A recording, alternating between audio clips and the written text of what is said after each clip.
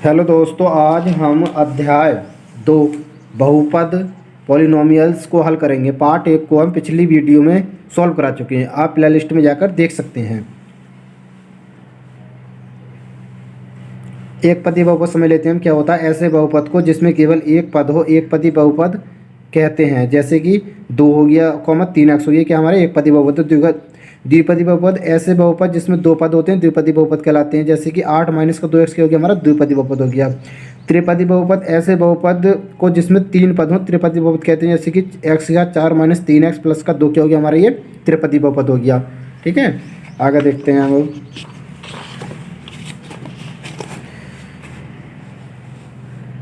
आगे दिया रेखिक बहुपद ऐसे बहुपद जिसमें चर x में घात 1 हो। जैसे कि यानी x घात जहाँ पर 1 हो वो क्या होता है, रेखिक बहुपद है। जैसे कि 2x प्लस का 5, यहाँ पे x घात कुछ नहीं है तो यहाँ पे 1 होगी, इसलिए क्या हमारे ये रेखिक बहुपद है। आगे करते हैं द्विघात बहुपद किसे कहते हैं। द्विघात बहुपद घात 2 के बहुपद को द्विघात बहुपद कहते हैं। जैसे कि यहाँ पर दिया है x² - का 4, यहाँ पर x की अधिकतम घात कितनी है, 2, तो क्या होगी द्विघात बहुपद। त्रिघात बहुपद घात 3 का बहुपद त्रिघात बहुपद कहलाता है। जैसे कि y की घात 3 प्लस 2y की घात 2 प्लस y प्लस 3, यहाँ पे y की घात अधिकतम कितनी है, 3, तो ये क्या हो गया हमारा त्रिघात बहुपद हो गया।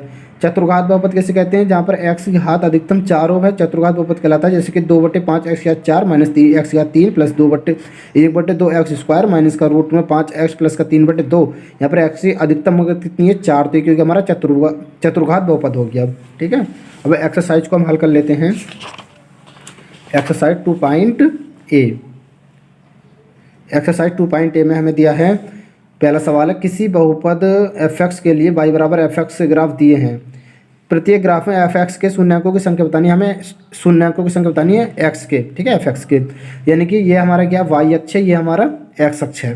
ठीक है, और जितनी बार x अक्ष पर ये रेखा प्रतिच्छेद कर रही होगी वही क्या हो जाएगी हमारी शून्यांकों की संख्या।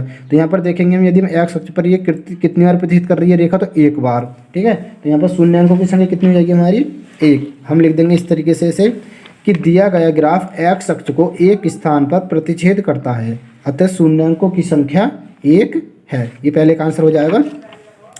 दूसरा देखते हैं हम, यहाँ पर ये रेखा ये y अक्ष पर है, केवल x अक्ष पर आई नहीं रही है, तो यहाँ पर ये x अक्ष को एक बार भी प्रतिच्छेद नहीं कर रही। तो हम किस तरीके से लिखेंगे, हम इसे इस तरीके से लिख देंगे यहाँ पर कि दिया गया ग्राफ x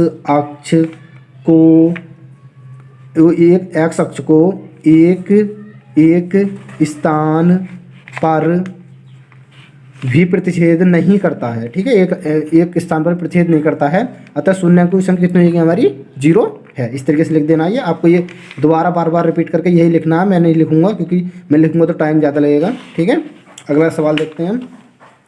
यहाँ पर दिया देखो x अक्ष पर यहाँ पर ये केवल एक बार ही प्रतिच्छेद कर रही है। ठीक है, बाकी ये y अक्ष पर है, इन्हें हमें काउंट नहीं करना है, तो हमें लिख देना है यहाँ पर फिर से ये, अतः शून्यांकों की संख्या 1 है। शून्यांकों की संख्या कितनी होगी, इसमें 1 हो गई। अगले में देखते हैं, यहाँ पर एक बार यहाँ पर प्रतिच्छेद कर रहा है x अक्ष पर, एक बार यहाँ पर प्रतिच्छेद कर रहा है, तो हम लिख देंगे यहाँ पर ये, अतः शून्यांकों की संख्या 2 है।